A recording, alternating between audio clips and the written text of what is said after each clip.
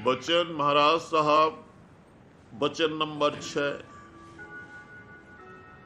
जो कोई समझे सैन में, तासो कहिए बैन। सैन बैन समझे नहीं, तासो कुछ नहीं कहन। जो कि सयाना है वह इशारे में समझ लेता है, और जो गंवार है उसको बहुतेरा समझाओ तो भी नहीं समझता है। ऐसे मूर्खों के साथ मौन रहना बेहतर है। हाकिम के साथ जिस तरह बर्ताव करना चाहिए उसके लिए मौका और उसके मिजाज का ख्याल जिसको नहीं है वो नादान है। हमेशा हाकिम का मिजाज और मौका देखकर बोलना चाहिए। दृष्टांत, एक राजा था, उससे एक बार उसकी रानी ने कहा, ये क्या अंधेर है कि बेचारा दरबान दिन रात पहरा देता है और काम करता है। उसको 4 रुपए महीना तनख्वाह मिलती है, और जो वजीर है कुछ काम नहीं करता है। एक आध घंटे इधर उधर थोड़ा सा काम कर लिया, उसको 2000 रुपया मिलता है। इसका क्या सबब है? राजा ने कहा, अच्छा रानी, हम तुमको इसका तमाशा दिखाते हैं। हुक्म हुआ कि दरबान को बुलाओ। दरबान हाजिर हुआ। राजा ने कहा, हमने सुना है कि कुतिया जो दरवाजे पर बैठी है उसके बच्चा हुआ है, जाओ देख आओ। दरबान देख के आया और कहा, हाँ बच्चा हुआ है। राजा ने पूछा, क्या बच्चे हुए हैं? कहा, ये नहीं कह सकता। राजा ने कहा, अच्छा जाओ फिर देखाओ। उसने आके कहा, 4 बच्चे हैं। राजा ने पूछा, कै नर हैं और कै मादा? दरबान ने कहा, ये नहीं देखा। फिर भेजा गया, आके जवाब दिया कि 2 कुत्ते और 2 कुतियां हैं। राजा ने पूछा, क्या रंग उनका है? कहा, ये नहीं देखा। फिर भेजा गया, आके कहा, सफेद और काले हैं। राजा ने पूछा, कै सफेद और कै काले हैं? कहा, ये नहीं गिना। फिर भेजा गया, आके कहा, 2 सफेद और 2 काले हैं। राजा ने पूछा, कुत्ते सफेद हैं या काले? दरबार ने कहा, ये नहीं देखा। गरज की इसी तरह कई बार वो आया गया। बाद इसके राजा ने वजीर को बुलाया और कहा, सुना है कि कुतिया के बच्चा हुआ है, जाके देखाओ। वजीर गया और आके अर्ज किया, 4 बच्चे हुए हैं, 2 कुत्ते और 2 कुतिया हैं। कुत्ते सफेद और कुतिया काली हैं, और इस तरह उनके पालन पोषण का इंतजाम कर दिया गया है। तब राजा ने रानी से कहा, देखा फर्क? वो बैल के मुआफिक था, जैसे ठेला जाता था वैसे चलता था। और वजीर ने बिना कहे सब सवालों के जवाब दे दिए और बंदोबस्त भी सब कर दिया। रानी बोली, बेशक सैन और बैन समझने का बड़ा फर्क है। सयाने के लिए सैन काफी है, मूर्ख के लिए बैन भी बेफायदा है।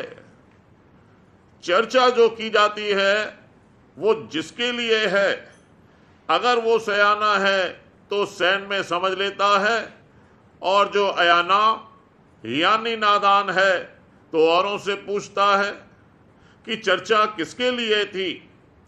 वैसे तो चर्चा की रोशनी हर जानिब फैलती है, मगर बाज दफे खास किसी के मुताल्लिक की जाती है, पर बहुत कम लोग सैन में समझते हैं।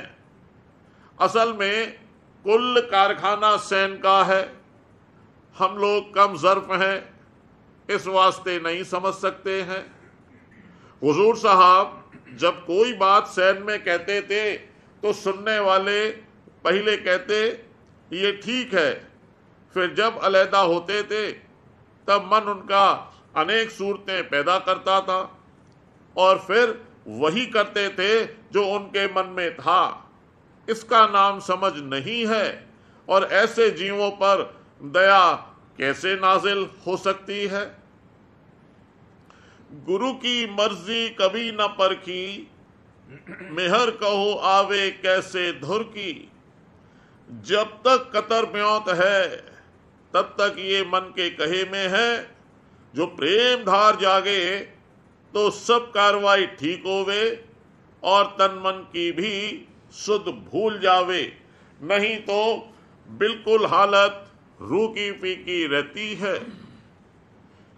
दृष्टांत, गुरु अमरदास को उनकी बेटी, जो कि भक्त थी, एक रोज नहलाती थी। चौकी में कोई कील निकली हुई थी। लड़की के ऐसी चुभी कि नाली के मुआफिक खून बहने लगा, पर लड़की इस कदर सेवा में मशगूल थी कि उसको खबर भी ना हुई। गुरु ने ये हाल देखा और निहायत प्रसन्न हुए और फरमाया कि जो तेरी ख्वाहिश हो मांग ले। लड़की ने कहा, गुरुवाई अपने खानदान में रहे, कहीं दूसरे को ना मिले। गुरु ने कहा, कमबख्त, क्या तूने मांगा? अच्छा, तेरी ख्वाहिश पूरी होगी। और उसके दामाद को गद्दी मिली। दृष्टांत का एक अंग लेना चाहिए, मतलब ये कि गुरु की सेवा ऐसी करनी चाहिए कि तन मन की भी सुध बिसर जावे और गुरु राजी हो जावे। काल अनेक रीत से इसके अंतर में विक्षेपता पैदा करता है। मसलन अगर कोई कुत्ते से डरता है तो काल के दूत कुत्ते का रूप धारण करके उसको डराते हैं। उस वक्त उसको चाहिए कि गुरु स्वरूप का ध्यान करे और दृष्टि उसमें जमा दे, तो काल के दूत भाग जाएंगे। दृष्टांत, एक बहेलिया था। उसको एक वक्त जंगल में तूफान ने आकर घेर लिया। वहां एक साधु की कुटी थी और उस साधु की ब्रह्मलोक तक रसाई थी। वहां बहेलिया जाके 2 घंटे बैठा और दर्शन साधु के करता रहा। जब वो मरा, जमदूत उसको ले गए और कहा, तूने 2 घंटे साधु के दर्शन किए हैं और बाकी सारी उम्र पाप कर्म किया है, चाहे पहले पाप कर्म का दंड भुगत ले, चाहे 2 घंटे ब्रह्म का दर्शन कर ले। उसने जवाब दिया, पहले हम ब्रह्म का दर्शन करेंगे, पीछे देखा जाएगा। जमदूत उसको वहां ले गए। अंतर में उसको प्रेरणा हुई कि खूब दृष्टि जोड़कर दर्शन कर, तो यहां ही बैठा रहेगा और नरक के दुखों से बच जाएगा। उसने ऐसा ही किया। हरचंद जमदूतों ने बाहर से बहुत कुछ शोरगुल मचाया, पर उसने एक ना सुनी। आखिर लाचार होकर वो सब भाग गए। जब कोई विघ्न पेश आवे, उस वक्त नाम का सुमिरन और गुरु स्वरूप का ध्यान करना चाहिए। मगर हाल ऐसा है कि जो अभी यहां कोई भयंकर रूप आ जावे, सब पेशाब पाखाना कर देंगे और भाग जाएंगे और गुरु का जरा भी भरोसा नहीं करेंगे। वाणी में कहा है, बिसारो मत तो ने हर बार, दुख और सुख रहो उन धार। मुनासिब ये है कि अपनी समझबूझ और अक्ल को ताक पर रख दे और गुरु की याद, लाग, शरण और प्रीत प्रतीत को दृढ़ करे। गुरु सब तरह संभालेंगे। अगर कोई चटोरा है तो जिस वक्त उसके चाट की चीज सामने आवे, उस वक्त नाम का सुमिरन करे तो बच जावेगा। और जो आप चाह उठाता रहेगा और उसमें रस लेगा, तो फिर क्या किया जावे। खट्टा मीठा चरपरा, जिव्या सब रस ले, चोर और कुतिया मिल गई, पहरा किसका दे। जब ये खुद हथियार छोड़ देता है, फिर लड़ाई कौन करेगा। फ्रांस का बादशाह लुई 14वां बड़ा बुजदिल था। जब लड़ाई का मौका आया, जनरल ने उससे कहा, लड़ाई करना चाहिए, सिर्फ हुक्म दरकार है। नहीं माना और अपने ऐश इशरत में मशगूल रहा। जब आधा लश्कर कत्ल हो गया, तब हुक्म दिया। नतीजा ये हुआ कि हार गया। जैसे कृष्ण ने अर्जुन से कहा था कि लड़ाई करूंगा मैं, मगर करानी तुम्हारे हाथ से है, ऐसे ही गुरु मन माया से लड़ाई करते हैं, मगर कराते इसके हाथ से है।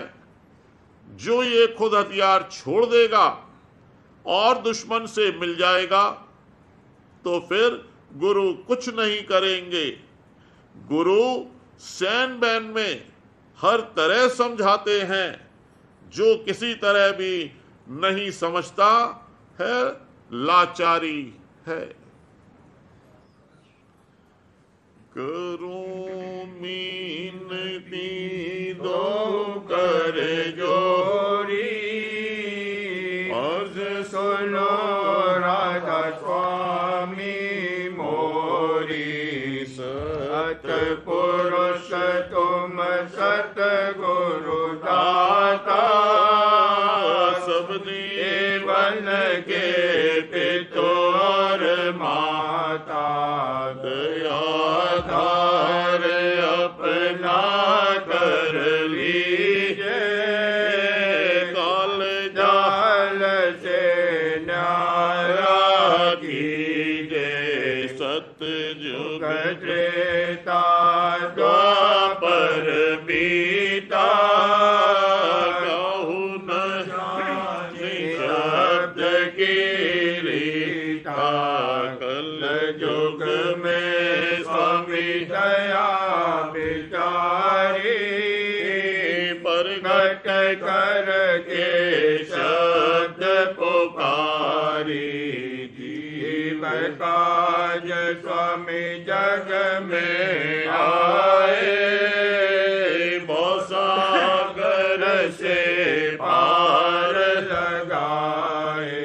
तीन छोड़ चौथा पद दीना, सतनाम सतगुरु भक्त कीना। जगमग ज्योत होत उजियारा, गगन सोत पर चंद्र निहारा। श्वेत सिंहासन चक्र विराजे, अनहद शब्द गैब धुन राजे। शर अक्षर अक्षर पारा, विनती करे जहाँ दास तुम्हारा। आलोक आलोक पाओ सुख धामा, चरण सरल दीजे विश्रामा। आलोक आलोक पाओ सुख धामा, चरण सरल दीजे विश्रामा। करूं बिनती दो कर जोरी, स्वामी दो कर जोरी। अर्ज सुनो राधा स्वामी मोरी, करूं बिनती।